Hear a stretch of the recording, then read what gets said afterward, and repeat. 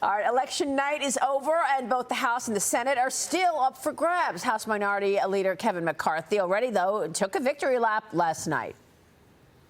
Now, let me tell you, you're out late. But when you wake up tomorrow, we will be in the majority, and Nancy Pelosi will be in the minority. American people are ready for a majority that will offer a new direction, that will put America back on track. Republicans are ready to deliver it. Joining me right now is Fox News contributor, former House Speaker, and author of Defeating Big Government Socialism. Newt Gingrich is here. Newt, great to see you. Thanks so much for being here. Assess the night for us. Well, I mean, it was certainly a different night than I had predicted, and I think it's going to take a lot of looking at and analyzing. We lost some races we thought we'd win. We had some big victories. The governors did particularly well. I mean, Governor DeSantis had a historic margin in Florida, and all of Florida, from the Senate race to the local races to the congressional races, all of Florida was a huge victory. On the other hand, I think President Biden probably is breathing a sigh of relief today because the red wave, if at most, has become sort of a red trickle. And I have to confess, I thought it would be a much bigger Republican night than it was. So there's an awful lot to learn about what didn't work. Why did some Democrats like Fetterman win, which I didn't think he would, given his record on crime. And it turned out that the polls, I think, were indicating for a change, were indicating a bigger Republican tide than normal. And that's a different bias than we've seen for a long time. So I think there'll be a lot of sorting out. Republican governors did very well almost everywhere. Governor Sununu, Governor DeWine, the governor of Texas did very, very well. On the other hand, both in the House and Senate, there were races that we thought we were going to win that we didn't. And there were some people we didn't think we'd lose that we did. So I think for Republicans, this may be as big a time to reassess and look at things as it is for Democrats. Yeah, and I want to ask you what you think went wrong with that scenario of a red wave. I mean, great point on Florida. That was certainly the star of the night. The New York Post's cover this morning says it all, talking about Ron DeSantis being de-future.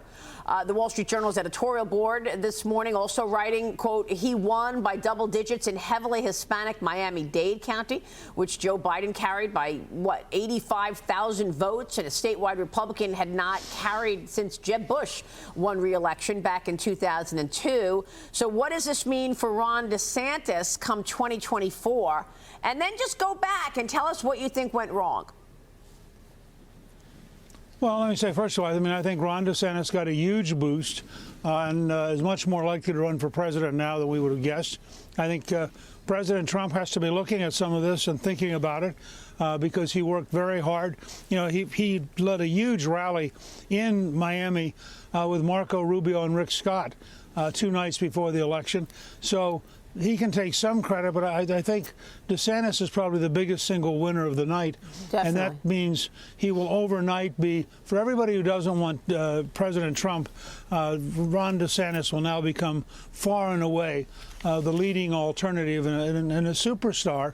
And frankly, you look at the size of his margins, you look at his reaction to the hurricane.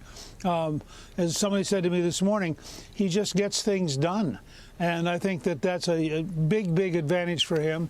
I have to confess, I was up most of the evening with Kevin McCarthy, looking at the data, talking to the analysts.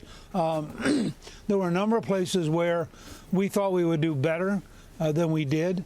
I was delighted. The last campaign rally that I was at the night before the election was with Jen Kennigan. She did win in Virginia. But there were other places. I was also down in McAllen, Texas. We had 3 great Latina candidates. One of them won, 2 of them lost, including Mayra Flores, who had won a special election. So you look at I'm with you. You look at all these things and you have to assess, you know, what didn't work. The Democratic message of fear worked much better than I thought it would, and I think that was part of it. So I think it's a despicable message for a president of the United States, and I think Biden is the most divisive president in American history.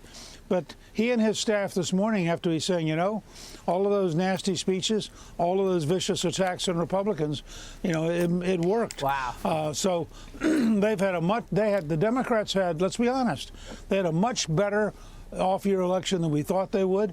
We did not have as good an off-year election, except with governors, as we thought we would. I think honest Republicans have to stop and take a deep breath, look at the results, analyze them. We don't know enough this morning to know exactly what happened in different parts of the country.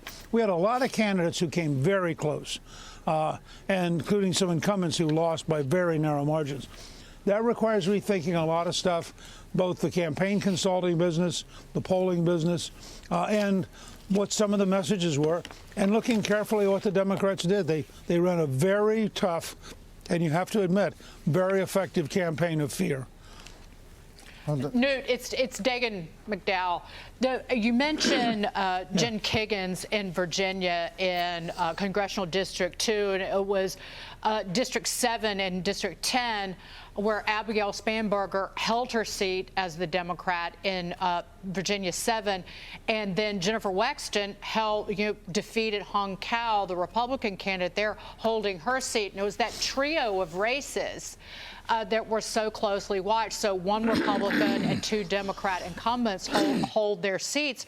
But Abigail Spanberger knew 2 years ago after the election that because she was very vocal about we need to not ever use the word socialist or socialism ever again.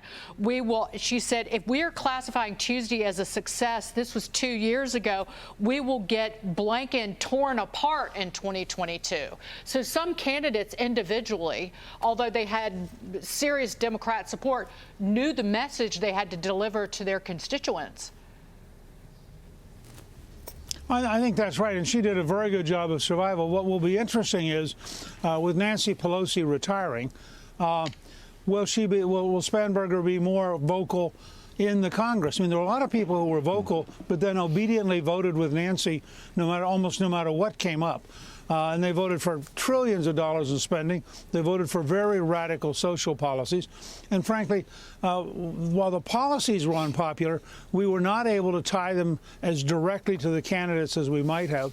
Hung Cao probably has a great future. Everybody I know who has worked with him just thinks he's fabulous, and he will be back as a candidate of the future.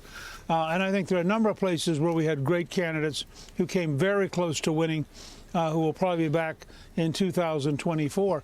The question in part will be, will the Democrats learn to moderate, or in fact, will they think, hey, we can get away with this, let's continue going to the left as long as we go back home and pretend we aren't? Yeah, I mean, Yesli Vega is a superstar. I mean, she spoke so well, but I have to now question whether or not the border was actually as important to voters as we thought. Whether it's border or education, Vega really communicated things well. Did you want to say something, Mark, real quick? Yeah, no, I want to ask you, look, don't you think that the message of the night is that Ron DeSantis saved the Republican Party and Donald Trump nearly sunk it with his candidates that were too extreme? Isn't that going to be the big message?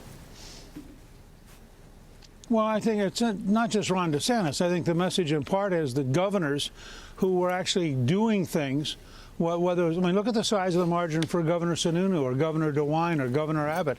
Republican governors had a very big night. And I think that the message of focusing on key of making people's lives better. But remember, in almost every case, these are governors who took on the radical extremist in the classroom. Yeah. These are governors who were very tough on crime. And these are governors who strongly favored economic development rather than big government socialism. And abortion was an issue. Abortion was an issue with Abigail Spanberger. That she was running in her district was redrawn, and so she ran on protecting abortion rights. That was a huge issue. I think what you said initially was right on. I mean, what she did so well was she pushed back on the socialism. Mm-hmm. She went against the real extreme progressive left, and it worked for her. Newt, it's great to see you. Thanks so much. Good to be with you. Newt Gingrich joining us, and we'll be right back.